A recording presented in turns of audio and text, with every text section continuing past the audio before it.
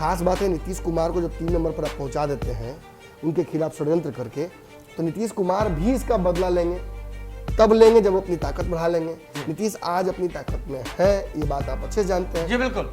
निर्दलीय हो, स्वदलीय हो, बाह्यदलीय हो, कोई भी हो जी सभी नीतीश से मिल रहे हैं। बिल्कुल। कन्हैया से लेकर ओवैसी के विधायकों तक नीतीश कुमार ने तेजस्वी को सामने कर दिया। वो व्यक्ति जो शराबबंदी से लेकर अंडा बांटने तक मिड डे मील में सारा क्रेडिट खुद लेता है, वो तेजस्वी को क्रेडिट क्यों देगा? क्रेडिट क्यों देगा? बीजेपी के लोग ये कह रहे थे कि जो कांग्रेस अगर इस बार अपना टिकट नहीं बचा पाई, सीट नहीं बचा पाई, जमानत नहीं बचा पाई, तो भविष्य में कांग्रेस को टिकट नहीं मिलेगा। तो ऐसे में ब्राह्मण वाला जो वोट था बीजेपी, वो चाह रही थी कि कांग्रेस को शिफ्ट करा दे। और इसी रणनीति के तहत जो कांग्रेस का चुनाव प्रचार करने के लिए जब कन्हैया कुमार पहुंचे थे कुशेश्वर स्थान, तो ब्राह्मण बहुल वाले क्षेत्रों को चिन्हित करके वहां पे जाकर के जो है प्रचार कर रहे थे। यहाँ बड़ा इंटरेस्टिंग बात आपने कह दिया। कहीं ना कहीं पर्दे के पीछे कांग्रेस के लिए फील्डिंग से भाजपा कर रही थी जी। ये वही साबित करता है दुश्मन का दुश्मन दोस्त होता है। पटना में, गांधी मैदान में, इलाकों में अलग अलग जाकर बड़ी बड़ी रैलियां, बड़े प्रदर्शन, बड़े मंच और लवकुश जोड़ने की बात है। जी देखिए नीतीश का लॉ को सक्सेसफुल हम तब नहीं मानते जब उनके आसपास के लोग मायूस नहीं हो रहे। सभी मायूस हैं। वहीं कहीं ना कहीं भाजपा और कांग्रेस के लिए चुनौती है। तेजस्वी अपनी जगह पर है, लेकिन इन दोनों के लिए बड़ी चुनौती, दोनों बड़ी पार्टियों के लिए इनका गढ़ रहा है शुरू से ही। हाँ। जैसे कि हम कहते हैं पुराना साहाबाद जो है, मिथिलांचल का जो एरिया है और किशनगंज इस सब के एरिया जो है, वो पुराना एरिया रहा है कांग्रेस का गढ़। कांग्रेस के हाथ से निकला तो आप देखिए कि जो इस शाहबाद का क्षेत्र है, इधर राजद और भाजपा ने अपना कहीं ना कहीं दबदबा बना लिया। फिर आप देखिए कि मिथिलांचल की तरफ में राजद, कांग्रेस का जैसे ही हाथ छूटा वैसे ही वहां भाजपा ने जगह बना लिया। तो भाजपा चाहती नहीं थी कि नीतीश कुमार इतना आसानी से जीत जाए। आप कहिए कि यादव कैसे वोट कर देगा नीतीश कुमार को, यादव का कौन समीकरण जुड़ता है नीतीश से? आप भ्रम में। Nitish Kumar OBC vote bank को साध रहे हैं। बिल्कुल। जिस वोट बैंक का बड़ा हिस्सा कुशवाहा और यादव है। ये बिल्कुल ही मैटर नहीं करता है कि यादव ट्रेडिशनली किसको वोट करते आए हैं। जी।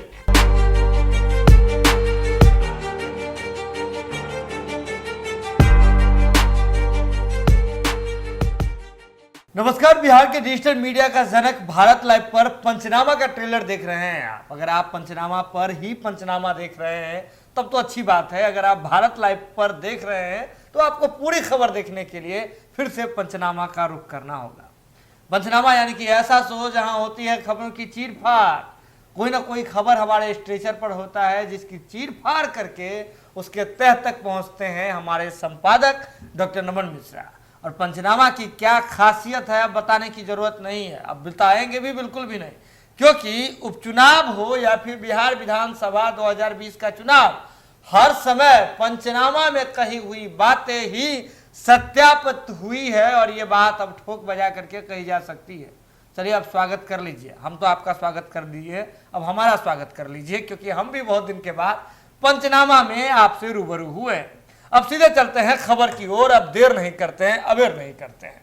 खबर है कि नीतीश कुमार जी जो है ना, राजनीतिक चाणक्य तो है ही, लेकिन अब ऐसी स्थिति में पहुंच गए हैं नीतीश कुमार, इस उपचुनाव में नीतीश कुमार को ऐसे संकेत मिल गए हैं जिससे नीतीश कुमार अब बिना भाजपा के और बिना तेजस्वी यादव के, यानी कि 3 नंबरिया पार्टी, बिना 1 नंबर या बिना 2 नंबर के सहयोग से सरकार बना लेंगे।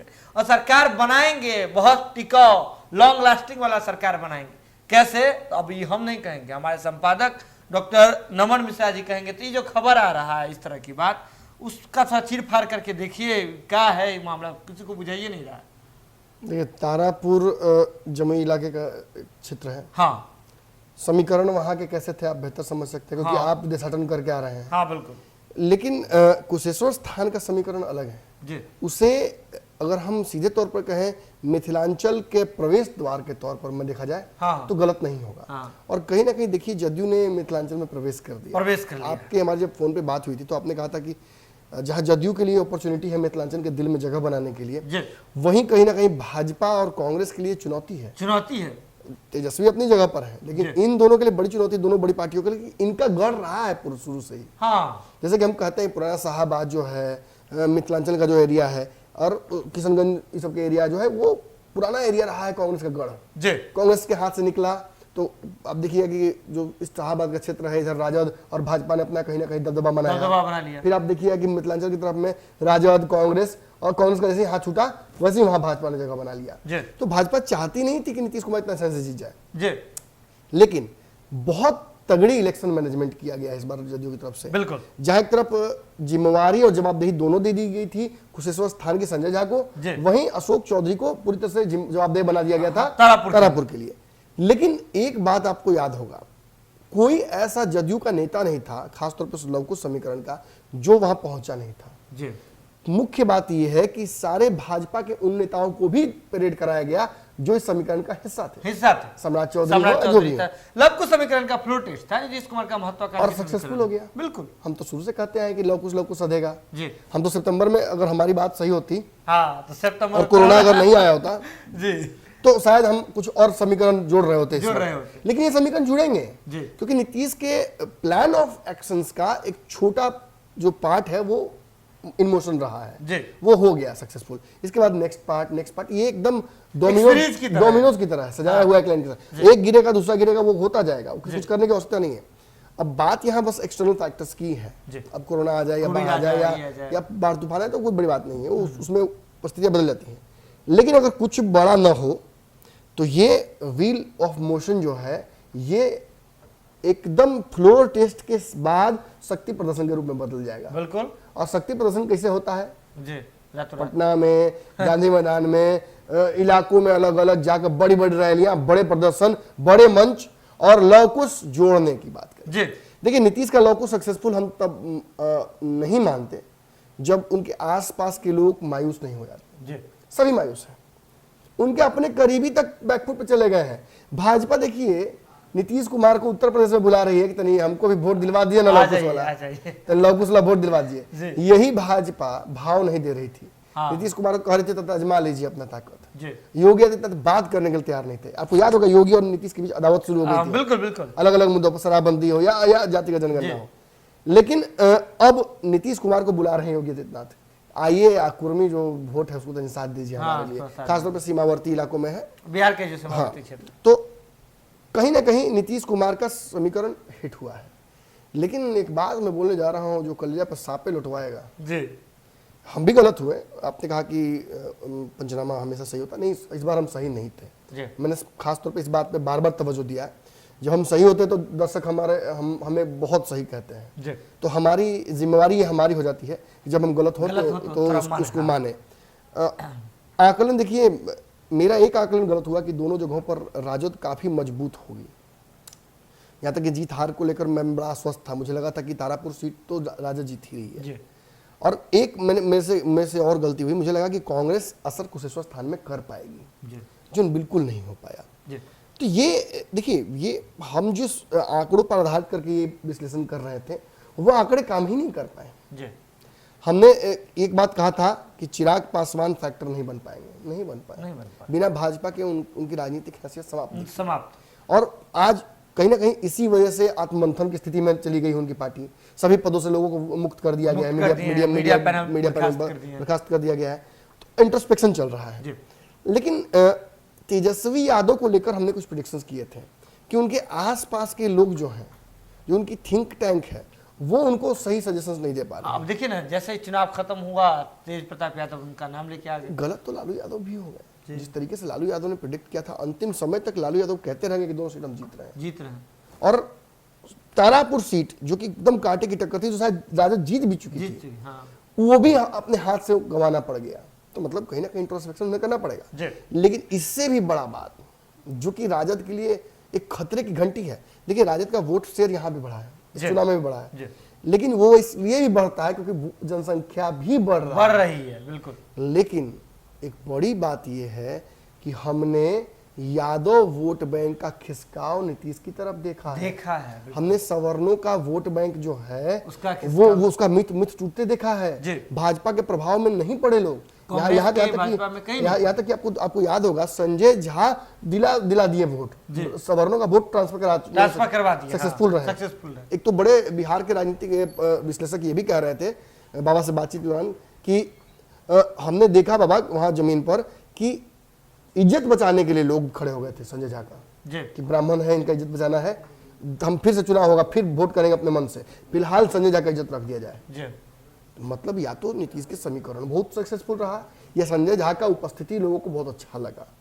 तो इस सबको अगर सीधे समअप करके बताऊं तो एक बात समझ लीजिए, जहां भाजपा चाहकर भी पर्दे के पीछे खेल नहीं कर पाई नीतीश के साथ, जी बिल्कुल, वही खुले आम राजद को भी वोट का नुकसान हुआ है यादवों का। जी देखिए, जहां कंप्लीट यादवों का दबदबा रहा है उन क्षेत्रों का तो रिजल्ट बोलने की आवश्यकता ही नहीं है, वहां राजद ने क्लीन स्वीप किया। लेकिन जहां डिस्ट्रीब्यूटेड रहा है, वहां बात समझिएगा मैं क्या कह रहा हूं, आंकड़े बोल रहे हैं, जहां डिस्ट्रीब्यूटेड यानी सवर्ण और यादव भरे हुए हैं, वहां हमने देखा कि सवर्णों के बात में यादव आए हैं और उन्होंने बात में आकर जदयू को वोट किया है। देखिए यहाँ आप तो बताइएगा विशेष की कौन कौन से वो जगह है, लेकिन मैं एक बात यहाँ पहले ही थोड़ा सा हल्का बोल दूं ताकि आपके विशेषण के बाद में बताऊंगा।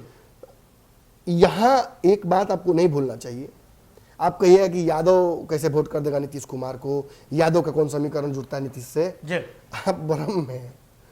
Nitish Kumar OBC vote bank को साध रहे हैं बिल्कुल। जिस वोट बैंक का बड़ा हिस्सा कुशवाहा और यादव है। ये बिल्कुल ही मैटर नहीं करता है कि यादव ट्रेडिशनली किसको वोट करते आए हैं, ये बिल्कुल मैटर नहीं करता है कि आज सबसे ज्यादा विधायक यादव और कुशवाहा राजद के हैं। अब देखिए ना, बिहार में अगर पॉपुलेशन की हिसाब से जाति की बात करें तो अल्पसंख्यक समाज मुस्लिम समाज जो है पहले नंबर पे आते हैं, दूसरे नंबर पे यादव और तीसरे नंबर पे कुशवाहा आते हैं। तो ऐसे में कुशवाहा और ये अल्पसंख्यक तो अल्पसंख्यक हो गया, आपको अलग सेक्टर में चले जाता है। अगर ओबीसी की बात कर रहे हैं, उपचुनाव से पहले वाला भी मुद्दा देख लीजिए ना कि नीतीश कुमार जी बीजेपी के साथ अगर आंख में आंख मिलाने के लिए, आंख दिखाने के लिए खड़े हो गए थे, तो ओबीसी की जनगणना के मुद्दे पर हो गए थे।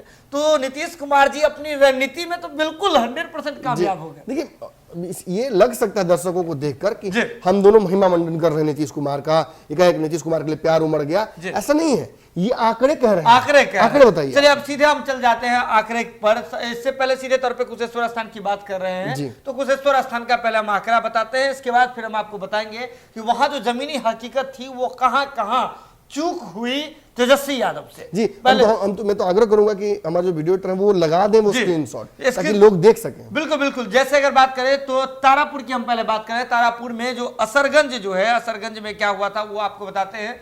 असरगंज राजद का जो उम्मीदवार था अरुण कुमार, उनका पैतृक गांव था, वहां पर जो है आपको बता दें कि वैश्य समाज के वोटरों की बहुलता है और असरगंज का जो क्षेत्र है वहां पे बनिया समाज का, वैश्य समाज का, यानी कि वैश्य समाज की जो उपजातियां हैं उसका बहुलता माना जाता है। तो वहां पर अगर देखें तो मतलब वहां पे प्रचलित मान्यता के अनुसार वह कैडर वोट उस क्षेत्र का पोलराइज होकर वोट होता है। हाँ, पोलराइज होकर के पूरा भाजपा के पास, भाजपा के सरनों में चले जाता है। लेकिन इस बार अगर बूथ संख्या 50 और जो है 44, इन तमाम चीजों को देखें तो बूथ संख्या 50 पर जो है राजद को 458 वोट मिले, जबकि जदयू को, यानी कि जदयू के साथ भाजपा को मात्र 45 वोट मिले। बूथ संख्या 52 पर देखें तो राजद को 344 वोट, जबकि जदयू को यानी कि एनडीए को मात्र 76 वोट। फासला देखिए, फासला आप देखते जाइए। इसके बाद 52 पर राजद को 311 वोट और जदयू को मात्र 103 वोट मिले।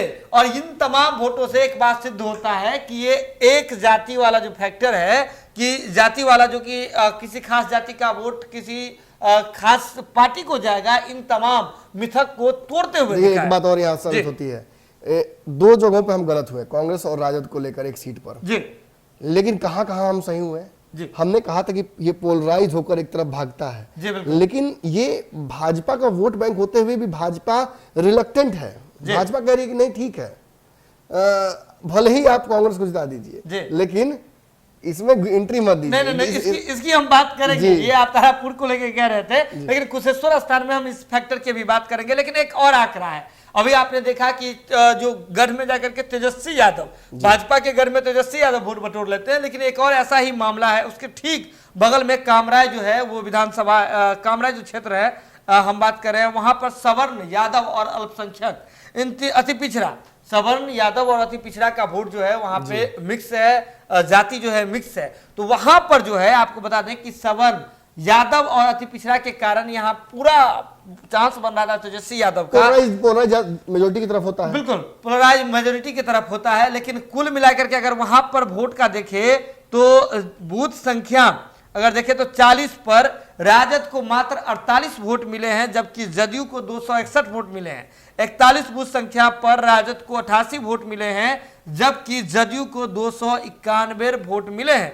यानी कि कुल मिलाकर के बात यह है कि जो वोटों का पोलराइज हो रहा था, एक जाति जो खास जाति मानी जा रही थी राजद की ओर जाएगा, बनिया का वोट माना जा रहा था भाजपा की ओर जाएगा, तो उसमें ये मिथक जो है इस बार टूटते हुए दिखे हैं। लेकिन एक और बात जो आप कह रहे थे कि कुशेश्वर स्थान की हम बात कर लेते हैं, जो भाजपा एनडीए का हिस्सा थी लेकिन चाह नहीं रही थी। अगर कुशेश्वर स्थान की जमीनी रिपोर्ट की बात करें तो रातों रात ये खबर चली थी कि कुशेश्वर स्थान में संजय झा जो जदयू की ओर से गए थे, जदयू की ओर से मंत्री हैं, और वहां के स्थानीय जो सांसद हैं गोपाल जी ठाकुर की हम बात कर रहे हैं, वहां स्थानीय विधायक है गोपाल जी ठाकुर, उनके बीच जो है रिश्ते आपस में सुलझ नहीं है, सुलभ नहीं थे रिश्ते। यानी कि दोनों एक ही जाति से आते हैं, ब्राह्मण जाति से आते हैं, इसके बावजूद आपसी मतभेद था। संजय झा और गोपाल जी ठाकुर का पड़ता ही नहीं है खबर के मुताबिक।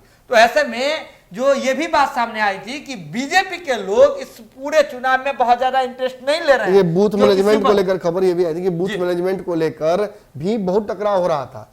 भाजपा के लोगों पर बूथ पर खड़ा करने में बहुत पापड़ बेलना पड़ गया जदयू को, और फिर भी खबर आई है कि अनसेटिस्फाइड लोग वहां खड़े रहे। यानी देखिए, आप भी अच्छे से जानते हैं कि बूथ मैनेजमेंट के लिए पैसे दिए जाते वो पैसे नहीं दिए गए भाजपा के कार्यकर्ताओं को, और भाजपा के कार्यकर्ता अंतिम समय में पूरी तरह से गेम पलटने की स्थिति में आ गए थे, लेकिन फिर भी असर नहीं हुआ। लेकिन एक और बड़ी बात ये थी, कुशेश्वर स्थान में रातों रात ये खबर फैला दी गई थी, हमारे पास भी खबर पहुंची कुशेश्वर स्थान में जमीनी रिपोर्ट के अनुसार कि वहां जो है बीजेपी के लोग ये कह रहे थे कि जो कांग्रेस अगर इस बार अपना टिकट नहीं बचा पाई, सीट नहीं बचा पाई, जमानत नहीं बचा पाई, तो भविष्य में कांग्रेस को टिकट नहीं मिलेगा।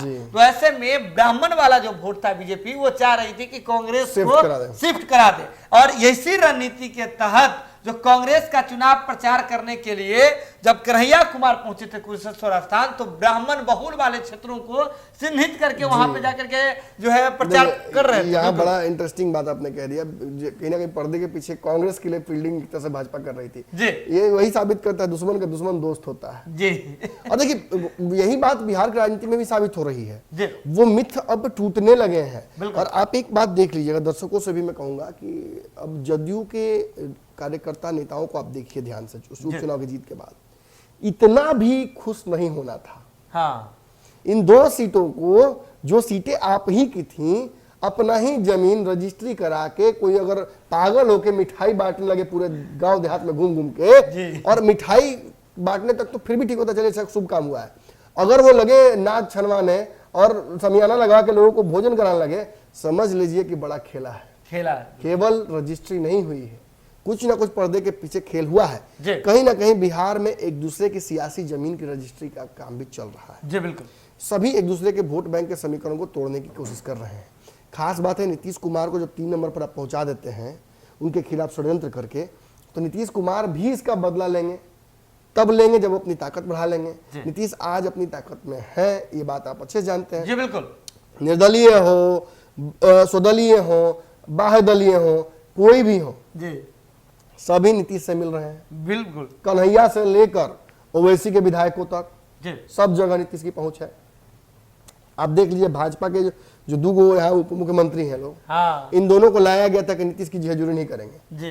और इनकी बातों को देख लीजिए, इनके एक्शंस को देख लीजिए, 100% नीतीश की जेहजूरी चल रही है जी। यानी नीतीश अपने ताकत में आ चुके हैं, he is in his element. और जब नीतीश अपने एलिमेंट में होते हैं तो समुद्र में मगरमच्छ की तरह होते हैं, अब बहुत ताकत होती है। अब देखिए ना, नीतीश कुमार जी 1 साल पहले 2020 का जब रिजल्ट आया था, उस समय कहाँ थे और उनका ताकत कितना कम कर दिया गया था। ये भी बात सामने आ रही थी कि नीतीश कुमार जी अब रिमोट कंट्रोल से चलेंगे, लेकिन 1 साल का कार्यकाल नीतीश कुमार जी ने पूरा किया। रिमोट तोड़ के फेंक दिया, आरसीपी सिंह साइडलाइन हो गए हैं। जदयू में बड़ा उलटफेर होने वाला है। आरसीपी सिंह के लोगों को चिन्हित कर करके सर्जरी होने वाली है, अभी होम्योपैथिक। लेकिन एक बड़ी बात यहाँ समझ लीजिए, कई दर्शकों को अभी तक ये विश्लेषण पच नहीं रहा होगा।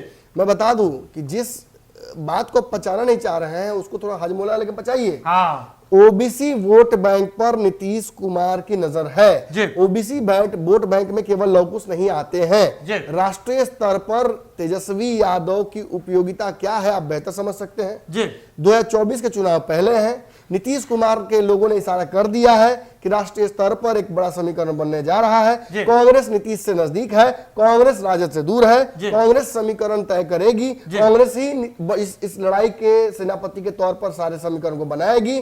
और ऐसे में नीतीश को और कांग्रेस के बीच कोई समीकरण अगर बनता आपको नहीं दिख रहा है और हम लगातार दिखा रहे हैं तो अब भी समय है। एक्सरे चश्मा पहनिए, मिस्टर इंडिया का चश्मा पहनिए, लेकिन देखिए जरूर, क्योंकि जब नीतीश कुमार अब इस बात को समझिएगा, इस बात से कि जब नरेंद्र मोदी के दरवाजे पर खड़ा होकर ओबीसी के जनगणना की बात करने जाया गया था यहां से, तो कौन कौन था? तेजस्वी यादव और नीतीश कुमार ने तेजस्वी को सामने कर दिया। वो व्यक्ति जो शराबबंदी से लेकर अंडा बांटने तक मिड डे मील में सारा क्रेडिट खुद लेता है, वो तेजस्वी को क्रेडिट क्यों देगा? क्रेडिट क्यों देगा? और सबसे बड़ी बात यह है कि अभी हम इस बात को, इस पंचनामा के इस एपिसोड को खत्म करते वक्त यही बात कहना चाह रहे थे कि जिस तेजस्वी यादव पर आरोप लगा करके, लालू परिवार पर आरोप लगा करके नीतीश कुमार जी भविष्य में नहीं आने का, दोबारा नहीं आने का शपथ लेकर के बीच सरकार से भाग गए थे, सरकार को छोड़ करके निकल गए थे, 2017 की हम बात कर रहे हैं, तो फिर तेजस्वी यादव को थाव सजा करके नीतीश कुमार लेकर के जाते हैं और नरेंद्र मोदी जी से मुलाकात करते हैं। तो इसमें नीतीश कुमार जी की चाणक्य बुद्धि आपको नहीं दिख रही थी। एक लाइन में बोलूंगा बस जी। तेजस्वी यादव ओबीसी को उनका हक जातिगत जनगणना के आधार पर कैसे दिलाएंगे? आंदोलन करके। कितना बड़ा आंदोलन करेंगे? कहां तक आवाज पहुंचाएंगे जी? और नीतीश कुमार क्या कर सकते हैं? Table talk. आप आंदोलन कीजिएगा, वो टेबल टॉक करेंगे। हाँ, ये बात जरूर हमने देखा है कि नीतीश कुमार के पत्र का जवाब नहीं आया। नीतीश कुमार के खिलाफ यहाँ तक कि कोर्ट में चले गए वो लोग उनकी मांग के खिलाफ। लेकिन आप भी जानते हैं, हम भी जानते हैं, और वो जो लोग देख रहे हैं वो भी जानते हैं, क्या जातिगत जनगणना पर भाजपा और नीतीश को नहीं भिड़ना होगा क्या? बिल्कुल। क्या भाजपा को ये बात नहीं पता है क्या? और जब ये भाजपा को पता है ये बात, और तब भी वो नीतीश की तरफ प्यार ही या फूल ही बरसा रही है, आइए यूपी में चुनाव लड़ लेते हैं, तो मानकर चलिए, चाहे यूपी चुनाव के पहले हो या बाद में हो, भाजपा और नीतीश के बीच लड़ाई होनी तय है। और इसी लड़ाई के लिए नीतीश कुमार ने तैयारी कर रखी है। देखिए, वक्त बदलता है, जज्बात बदलते हैं, समय बदलता है। कल मुसलमानों का सबसे बड़ा नेता, सबसे बड़ा पार्टी कांग्रेस था, उसके बाद लालू यादव पहुंचे, ममता, मायावती और कहीं ना कहीं अखिलेश सभी आए। आज उनके पास एक बड़ा नेता, बड़ा विकल्प है। नीतीश कुमार के रूप नहीं, उनके पास है नेता। अब देखिए, किशनगंज से 5 विधायक जीत कर रहे हैं, ओवैसी हैं। तो आप ये मत करिए कि आप रजिस्ट्री करके बैठे हुए हैं। आप ये मान लीजिए कि 2015 से अब तक 21 तक भाजपा लगातार यादवों पर डोरे डाल रही है। और आप मानिए ना मानिए, लेकिन इन चुनाव को छोड़ देते हैं, राज्यों के चुनाव को, देश का जो चुनाव होता है मोदी का, यादव वोट करते हैं नरेंद्र मोदी को। हमने सुना है यादव के बहुलता वाले गांव से, वो कहते हैं कि बिहार में तेजस्वी लेकिन देश में मोदी। तो आप समझ रहे हैं ना, बड़ा पोलराइजेशन का बात हो रहा है। 70% आबादी इस देश में ओबीसी की है। अगर नीतीश उनको साधने में थोड़ा सक्सेसफुल हो जाते हैं तो क्या उनके सामने कोई टिकता है? आप कहते हैं कि सांसद नहीं है, कैसे बनेंगे प्रधानमंत्री? आइए ना, रोड मैप देखिए ना, दिखेगा धीरे धीरे। चलिए, धीरे धीरे निकल के आएगा सब कुछ सामने। लेकिन इस पंचनामा को देखने के बाद अगर आपके मन में भी कहीं कोई सवाल रह गया हो तो बिल्कुल आप हमें दे सकते हैं। सवाल, शिकायत, सुझाव, सब कुछ के लिए हमारा कमेंट बॉक्स लगातार खुला हुआ है। अगर इस खबर को आपने देख लिया तो जरूरत है इसे शेयर करने की, शेयर करके अन्य लोगों तक पहुंचाने की। बहुत बहुत धन्यवाद।